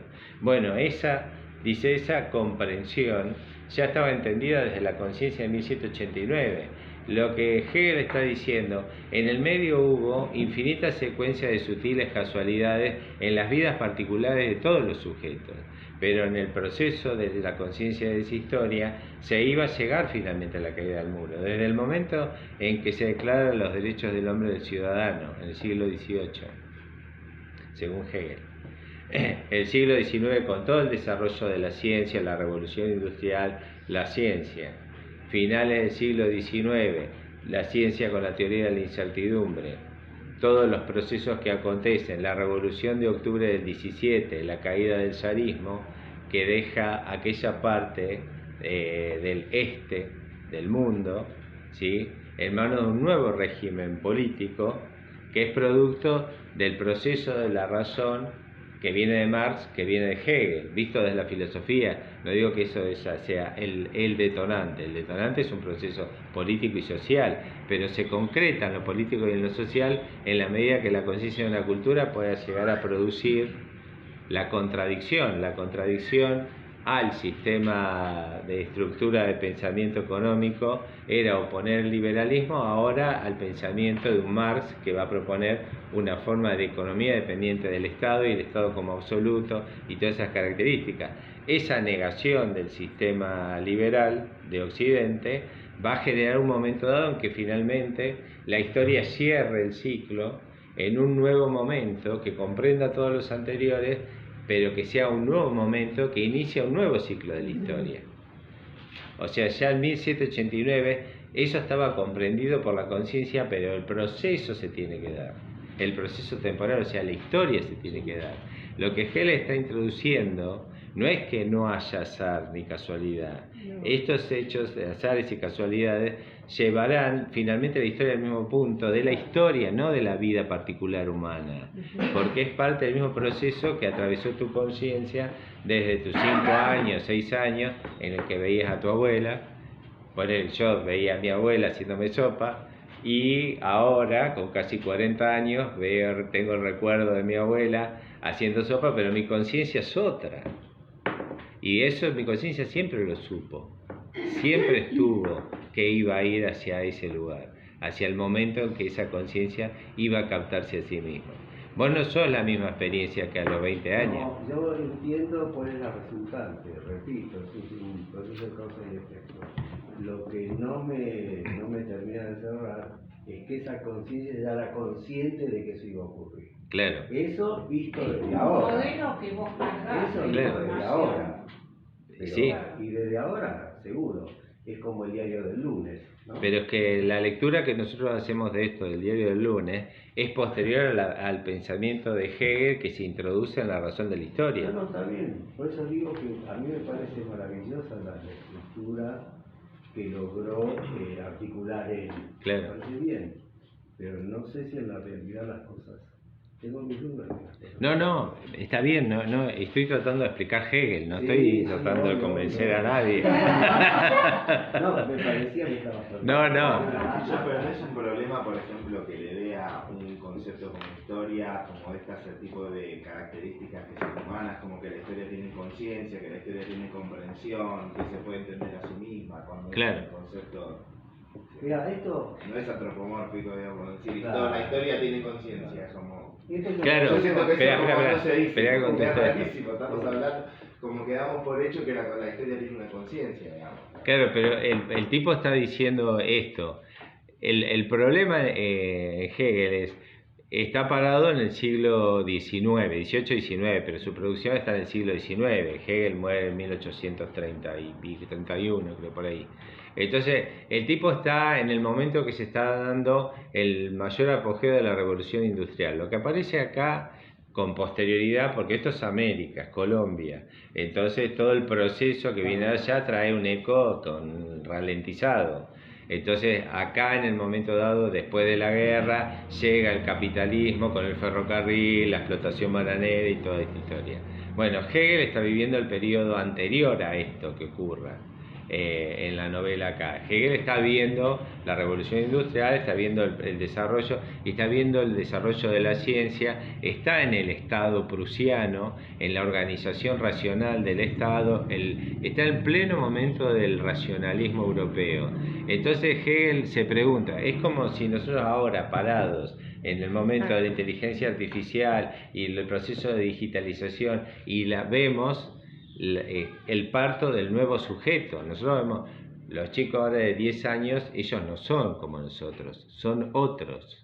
Eso lo vemos empíricamente. Ahora Hegel dice, ¿cómo podemos comprender empíricamente la experiencia? Porque así como nuestra conciencia a los 15 años puede captar análisis matemático y a los 10 no puede, cuando puede a los 15 años hacer análisis matemático, esa conciencia siempre supo que iba a llegar ahí, porque puesto que llegó, a ese lugar. ¿Cómo llega una cultura a producir una idea como libertad o hoy día sujeto digital o inteligencia artificial? Porque desde el principio esa conciencia de la historia lo supo, porque fue hacia ese lugar. Pero fue hacia ese lugar porque llegó a ese lugar. Si no, tendríamos que decir que llegó a ese lugar de casualidad y de que llegó a producir un producto de la calidad, digamos, de libertad, en el caso de Hegel, libertad, igualdad, derecho, todas las producciones del espíritu, ¿no? Las producciones del espíritu es todo lo que produce el pensamiento, la ciencia, la filosofía, la ética, el arte y todos los productos de esto, la geopolítica, todo lo que pueda ocurrir con posterioridad a eso. ¿Cómo hizo la especie del mamut a salir a juntarnos para ver si cada tanto muchos de nosotros moría con el mamut a hoy día el freezer o la comida por internet? ¿Cómo llegamos, dice él, a ese nivel de abstracción? Entonces, la idea de esto de tomar la conciencia individual en su proceso, en su derrotero, entonces si lo pensamos como la conciencia de una historia, este proceso, pero en el proceso de una conciencia, este niño que está jugando arriba de la frazada con ollas y cucharas de madera es, qué sé yo, lo que se les ocurra, digamos, el jurista más complejo de La Haya, pero eso se dio como parte de una conciencia pura y exclusiva de ese niño que en ese proceso sabía a dónde iba. No que de niño ya supiera voy a ser jurista en La Haya, sino que cuando se convirtió en jurista en La Haya, claro, o en un opositor al régimen más autoritario posible, ¿cómo capturó la idea de la libertad? Bueno, es el producto del proceso de esa conciencia individual, pero que tiene una condición inmanente, va hacia un lugar y lo cumple ese lugar. No importa si después se convierte en carpintero, si después sale en un ballenero o se ahoga en el mar haciendo surf, no importa eso, la condición casual, pero siempre habrá una casualidad que termina produciendo un régimen de abstracciones mucho más complejo que el momento histórico anterior y que se explica dentro de este proceso. No importa si en vez de ser ese jurista termina siendo un surf. Finalmente, si hay un jurista en La Haya que niega la posibilidad de un gobierno global, ponele, como era el trauma de Hannah Arendt, que no existiera un gobierno global, que pudiera captar la idea de que eso es un riesgo político más grande, ese que en algún momento pudo encarar para ahí y terminó siendo comido por los tiburones, habrá otro que en la secuencia sutil de casualidades llegará a ser jurista, porque habrá alguien que lo diga y que lo concrete en la realidad, porque la razón siempre va en búsqueda de llegar a concretar sus productos, porque finalmente acontecen. Eso es lo que le está diciendo, porque de última la pregunta es, bueno, pero ¿cómo llegamos a la fusión nuclear? Que fue un accidente. Se entiende que estamos en el esquema de un idealista absoluto, ¿no? Con Hegel cierra el sistema de la razón, donde no se explica la realidad solo de la razón, sino desde la conciencia, que construye la capacidad de relacionar, y que la verdad de esa historia es la relación, no la cosa, sino la relación sobre las cosas, o sea, de una conciencia que relaciona. Entonces, no es que él está diciendo hay un determinismo tal que yo ya a los 5 años sabía que iba a estar este día acá hablando de Hegel. No. Eso ocurre accidentalmente, como esta secuencia de casualidades, ocurre accidentalmente, como en la vida de cada uno de nosotros ha ocurrido lo que hemos hecho en la vida, ¿sí? Pero sin embargo cada uno de nosotros ha arribado a este momento donde hay, pongámosle, inteligencia artificial, que fue de lo que estábamos hablando al principio, ¿no? ¿Cómo llegamos a la inteligencia artificial como cultura? No que particularmente lleguemos. Y entendamos más o menos la idea, cada uno de nosotros, al poder capturar la idea, supongamos que capturemos plenamente la idea de la inteligencia artificial, que no es mi caso, que podamos capturarla. Si capturamos eso, dice él, es porque nuestra conciencia, junto con la conciencia de esta cultura, ha podido construir concretamente el objeto en la realidad. Y eso es porque lo hizo racional. Por eso Hegel dice, todo lo real es racional y todo lo racional es real. Todo lo real es racional, por lo tanto todo lo racional es real. Uno dice, no, todo lo real no es racional, porque yo veo que todos los sábados hay 10 autos que pasan en contramano y qué sé yo, o lo que fuera, o acá en la novela hay realismo mágico, y entonces está Úrsula cocinando No es racional. y viene la sangre de José Arcadio y le avisa que José Arcadio está muerto, ella sigue el hilo de sangre y se encuentra con el cadáver de José Arcadio. Y dice, pero entonces, ¿dónde está la racionalidad en ese hecho? Pero él no habla de los hechos, Hegel, no habla de los hechos particulares y las casualidades o azares. Habla de la suma. Él no habla de la suma, habla de la totalidad, porque lo comprende como la totalidad como un organismo. Él está pensando, más o menos, el desglose puede ser. Primer punto, Hegel rechaza por completo el dualismo. No hay sustancia y hay objeto. Ese es un momento de la conciencia, ¿sí? ¿Cómo, digamos, sustituye esto? Dice, si nosotros dejamos de ver la historia del conocimiento humano, como hay una cosa sobre la cual el sujeto estudia, como decía Kant, más o menos rápidamente, y pasamos... Claro, ya está, lo de Kant ya está visto, y pasamos al relacionismo. Sí, bueno, pero digamos, queda claro que hasta Kant hay una cosa y hay un sujeto, hay dualismo. Claro, y le pongo la... Claro, entonces hay una distancia total y es el sujeto el que construye el sentido de la realidad. Hegel dice, al pasar al relacionismo, sustituye el sustancialismo por el relacionismo, Hegel dice, ese sustancialismo es un momento histórico, un momento temporal de la conciencia. Después la conciencia progresa, porque en Hegel hay progreso y hay evolución, tal cual como lo toman las ciencias después, en ese mismo siglo. El esquema positivista de la ciencia es el esquema dialéctico de Hegel. Ese es el fundamento de la ciencia en el siglo XIX. Hay términos de evolución y hay términos de progreso.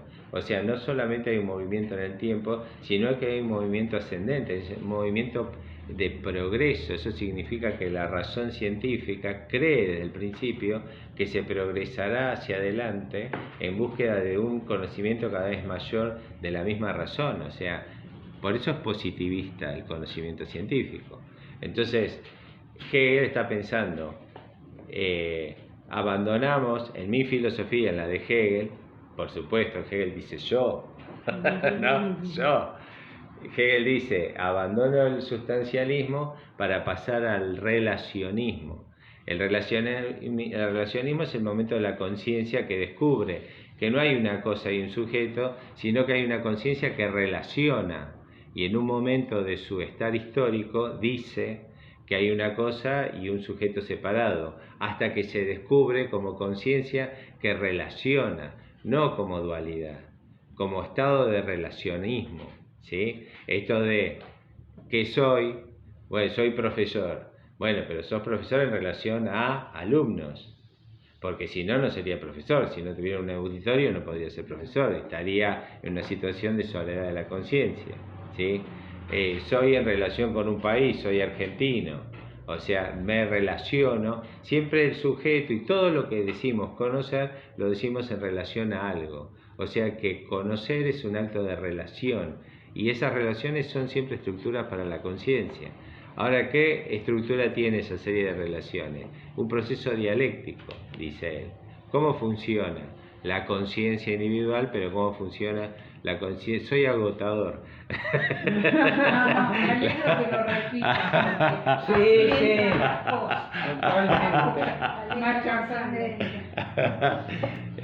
¿Cómo funciona el sistema? Dice, el sistema funciona dialécticamente.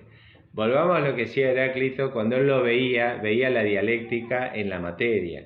Él no lo llamaba materia, pero iba a ver el volcán y veía que la lava saltaba, veía el movimiento de la naturaleza, no lo veía en términos de materia como nosotros, lo veía en movimientos de la naturaleza, la lava salía, caía por la ladera, llegaba al mar, ahí se solidificaba y se constituía en roca, etcétera, en otras plataformas. O sea, hay una modificación, hay un cambio constante. Entonces ahí Heráclito dice, pero ¿qué es el ser de las cosas? Es el acto de devenir. Hegel toma esto y dice, pero ¿cuál es el acto del devenir?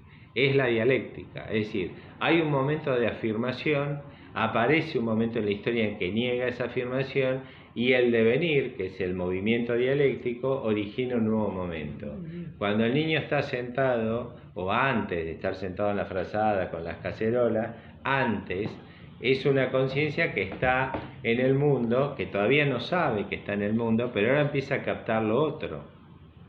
Lo otro, cuando descubre la olla, pongámosle que del parto pasó al momento de la frazada con la olla, descubre que hay una olla, ella descubrió otras cosas, descubrió los ruidos, las luces, toda una serie muy incoordinada de cosas, después descubre la relación emocional profunda, existencial con su madre, hasta que va haciendo los desgloses, esa conciencia va haciendo los desgloses y descubre que su madre es lo otro de él, no es él, es lo otro. Ese es un acto de la conciencia de descubrirse como algo distinto, pero todavía no se descubrió como sabiendo que es algo distinto, pero se descubrió como lo otro, aparece lo otro para esa conciencia, ¿sí?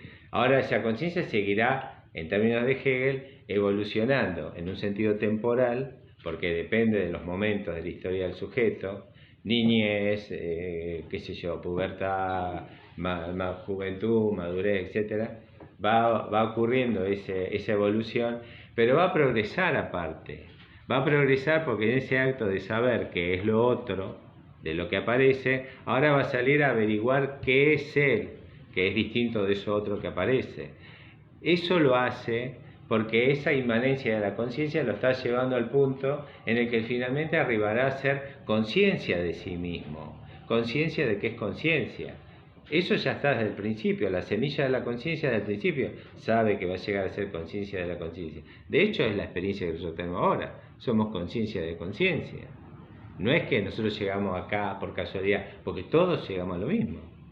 Más claro, menos claro, no importa, más o menos hayamos reflexionado, pero hoy ninguno de nosotros está captando el mundo y la vida como a los 20 años, de ninguna manera. Estamos atravesados por la experiencia evolutiva de una forma de captar el mundo. Si no, no podríamos captar la idea de choque de civilizaciones, teocracia, sistema liberal, instituciones, economía ahora de mercado, bueno, economía ahora a full, economía de mercado, economía global, derechos humanos, etc. ¿Cómo llega nuestra conciencia individual a captar esta complejidad de abstracciones? Porque en su condición inmanente la conciencia progresa y evoluciona en un proceso constante de complejización de abstracciones. Esa complejización de abstracciones se mueve dialécticamente. Y ahora, esa... Si no espera que termino el sistema, termino el sistema, así, a grandes rasgos. El sistema, una vez que abandona el sustancialismo, pasa al relacionismo, las relaciones se relacionan entre sí dialécticamente y esa dialéctica se construye un organismo viviente. Un organismo viviente pero espiritual. ¿Pero cómo? Pero que, por eso te decía que no es una suma, la totalidad no es una suma de partes. Una suma de partes en Hegel, una suma de partes es un motor. Entonces, yo que soy mecánico automotriz, aparte de panadero. Y aparte de panadero y pastelero, también hice un curso de mecánica automotriz. Bueno, pero ahí Hegel dice, por ejemplo, un motor es suma de las partes. Yo hago, bueno, en los inyectores, porque ya no existen más los carburadores, hasta 1996. A partir de 1996, el dato. Entonces, hay alguien. Decirlo, alguien tenía que decirlo. Hay alguien que hace los inyectores. Hay alguien que hace el cárter.